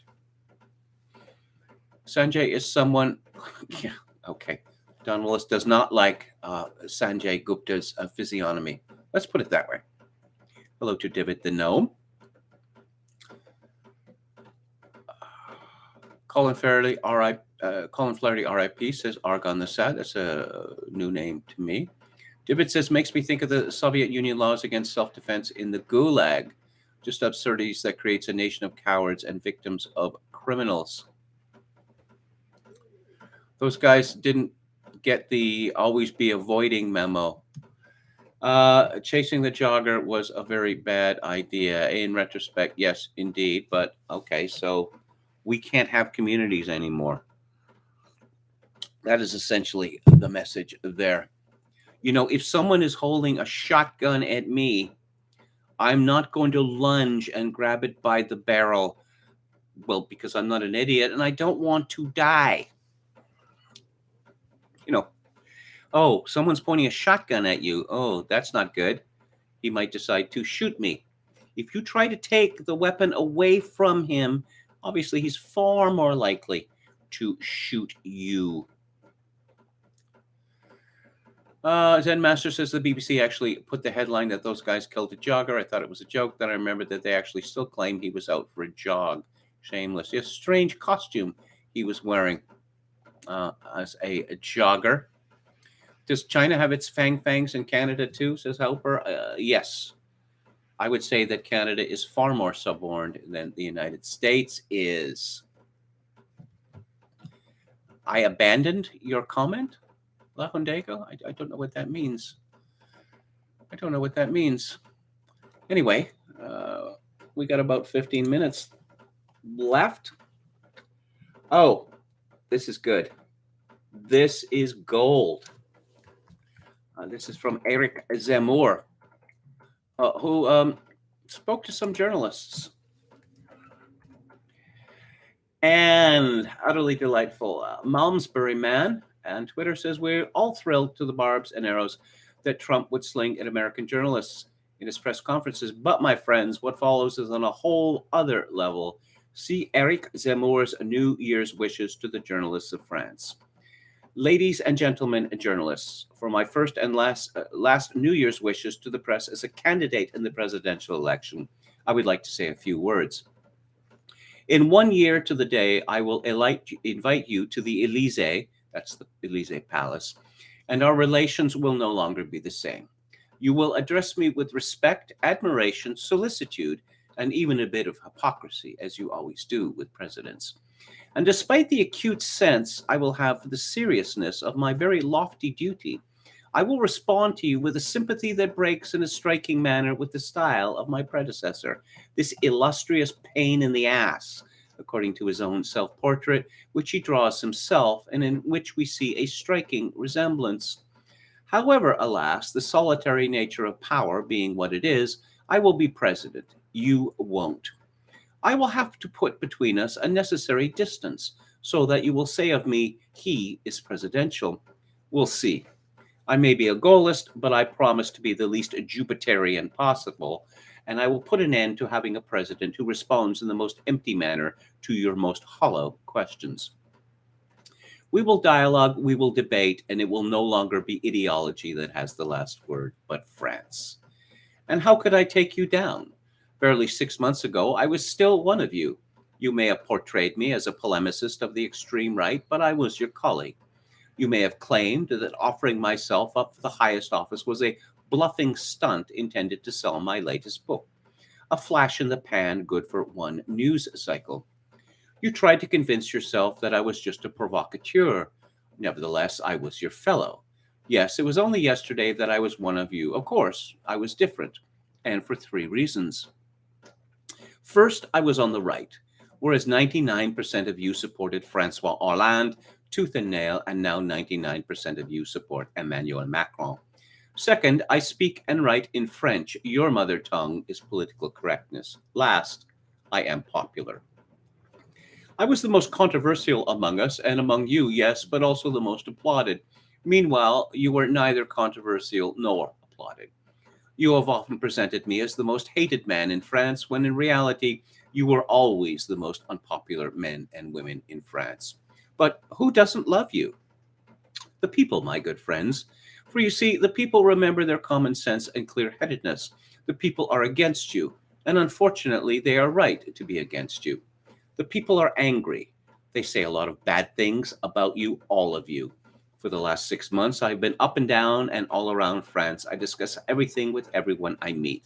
I can tell you that not one time, not even in dream, did a single Frenchman tell me, come on, stop saying bad things about journalists. I love journalists. No, you are not loved, my good friends. The people have been dressing you down for 100 years. But the question is it deserved? Are you responsible for the terrible reputation you have with your fellow citizens? Are you guilty of the deeds of which you are accused by the court of public opinion? If I want to remain objective, I must answer no, because I know. I know what you are living with, because I understand your situation. And of all the candidates, I am indisputably the one who knows you the best. I am not unaware that certain ones among you are made to suffer by your editorial staff if you dare to cover me impartially, or worse, say good things about me. I have lived with the nasty looks, the cold handshakes. It will be the same for anyone who dares not qualify me according to the common refrain of polemicist, extreme, extreme right, radical, and extreme. I know the pressure that's put on you. From journalism school to TV sets, it is the pressure of an ideology that will do anything to impose its dogmas. I know how it goes. It took me years to free myself. I know how easy it is to use the takes of your colleagues for fear of originality, for fear of thinking for yourself, for fear of being marginalized. Where does this sheep-like tendency to copy each other come from? As Régis Debray said, what is a journalist? He who reads other journalists. Indeed, journalism is not a job like other jobs, in any case, not in France. I say this for the youngest among you, as it will be very useful for you over the course of your career. French journalism is intimately linked with literature, politics, and history. French journalism, from its beginnings, is the motor of every revolution. In 1830, the people of Paris even overthrew a king to defend the freedom of the press. French journalism is a branch of French literature. So many of our great writers were also journalists: Lamartine, Chateaubriand, Victor Hugo, Zola, Daudet, Banville, Camus, Sartre, Aragon, Mauriac, so many others. All of them wrote articles, crafted editorials, published investigations. Our greatest authors and our greatest writers alike have thrown themselves feverishly into political life. Journalism, literature, politics, a magical trio, a French trio, for better or worse. The best, the style, the big ideas, the great ideals, the worst, the bad faith, the invective, the sectarianism. Having lost his illusions, Balzac wrote the most acerbic criticism of your profession. You haven't aged a bit, just changed your technology. The press, whether written or video, remains the temple of progressivism that it was before. In Balzac's time, you were patriots, liberals, socialists. Today, you are anti-racist, feminist, environmentalist. Woke culture has taken the place of Marxism, which took the place of socialism, which took the place of liberalism. Never mind reality, provided you have the right ideology. Never mind truth, provided you have the head of your adversary on the end of a pike. I know the oldest among you are uneasy with the arrival of social networks in the media world. They see it as an intolerable rivalry, a den of lies, the cradle of fake news. Of course, it's a mixed bag on social networks, but the press, in my opinion, should examine itself instead. The internet is to journalism what the printing press was to priests. The priests lost their monopoly over interpretation of the Bible with the printing press. Everyone could read the Bible for themselves and no longer listen to the words of the priest. That gave us Protestantism. The new priests, who are the journalists, have with the internet lost their monopoly on the interpretation of the news and the world.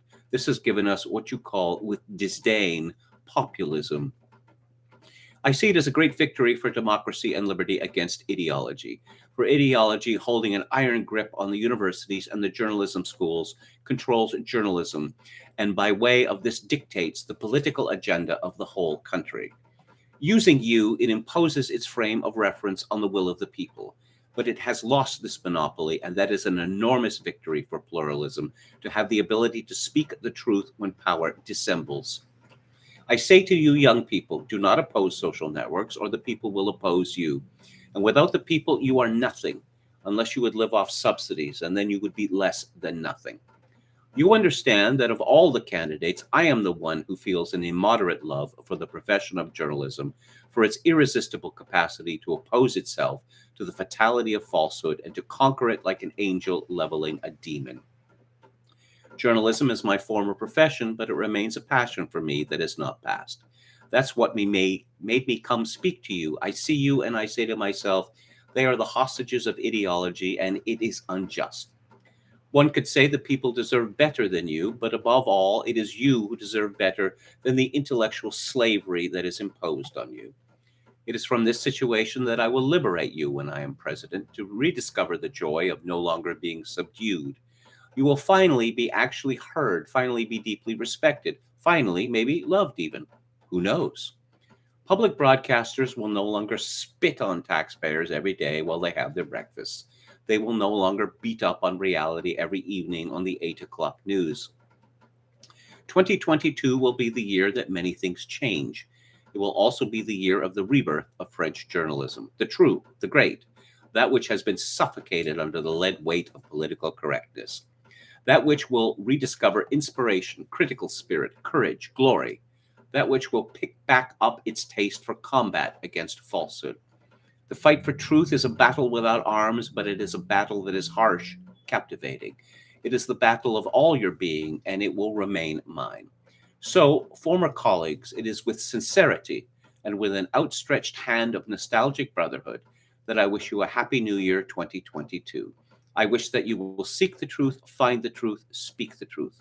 I wish to liberate you from your ideological blinkers, to think at last entirely for yourselves without ceding to the nagging pressure of conformism. I wish that you will fulfill the most exciting profession in the world. I wish for you to be journalists. And now, long live the Republic, and above all, long live France. That was comments made to French journalists by presidential candidate Eric Zemmour. I'm in love with this fellow. Did you see him, along with the others on the right, defending a statue of the Archangel Michael in the Vendée? That he would not allow this desecration of the, the spirit, the history, the tradition of Catholic France? Yes. You have a Jew standing up for the Catholic traditions of France. You're not going to find a bishop or archbishop there, are you?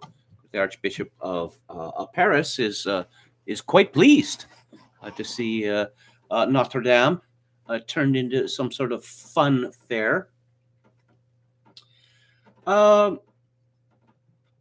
Maybe I'll just mention this and I'll talk more about it tomorrow. You may have heard me say that this injunction, love, is universal. There are no exceptions. If they just wanted to talk about, gay rights or trans rights or whatever, they could talk about that. But no, they say love is love. And what does this mean in practice? It means something very ugly. It means something horrifying. And it means the normalization of not only polygamy. Polygamy has a long history in human history, a long tradition in human history, but it means the normalization of incest, pedophilia, bestiality. USA Today tweeted earlier today, USA Today Life, quote, in recent decades, the science on pedophilia has improved. One of the most significant findings is that pedophilia is likely determined in the womb, although environmental factors may influence whether someone acts on an urge to abuse. It's from Paul Joseph Watson. USA Today hastily deletes tweets about science proving pedophilia is determined in the womb. Newspaper scurries to avoid backlash against normalization of noncery. Pedophiles, or pedos as they are known in England, are also called nonces. Yes, where is USA Today? There is the nation. Would you say? USA Today said a previous thread did not include all information in the story it was written about is behind a paywall. We made the decision to delete the thread. All sorts of people link to things which are behind paywalls. But of course, it's still up there, and I'll have more to say about this tomorrow. So final look at the chat. Fang Fang, love you long time, says Dr. Dead Name. I never get tired of that joke. I've got plenty of Java and Chesterfield Kings, but I feel like crying. I wish I had a heart of ice, a heart like ice. Donald Fagan's The Night Fly. La Hundego says, Vive la France. You should have done a Trump and taken a shot at their ratings, says Hauper. In the 1980s, Afghanistan had the world's lowest life expectancy, 39. Japan was highest with 76, says Zen Master Football Analysis. Che Blutarski says the population of Afghanistan went up by 16 million in the 20 years the country was awash in U.S. money. Now that money is gone, and those people can't feed themselves. Disaster ensues. Don't make the black kids angry, says Argon the Sad. Okay. So, Music Monday has been pushed. I had some things going on today, so Music Monday is going to be pushed back to tomorrow, Wednesday. And on Thursday, I'm going to be talking, about a French film. One of the greatest French films from 1946, Jean Cocteau's La Belle et la Bête. And on the book club on Friday, I am going to be discussing Joseph McBride's biography of one of my great cinematic heroes, Billy Wilder. Thank you all for tuning in. I shall be back tomorrow at 4 p.m. Pacific, 7 p.m. Eastern. If you'd like to make a donation to this live stream, and many great thanks to those who have done so, my PayPal account is linked to Kevin_Grace@hotmail.com. If you are in Canada, donations may be made directly to the live stream via interact@kevingrace@shaw.ca. And as always, I leave you with this. In these days of social atomization and civilizational collapse, I do dearly wish that you, my dear viewers and listeners, manage to forge a genuine human connection in order to ease the burden. Good night.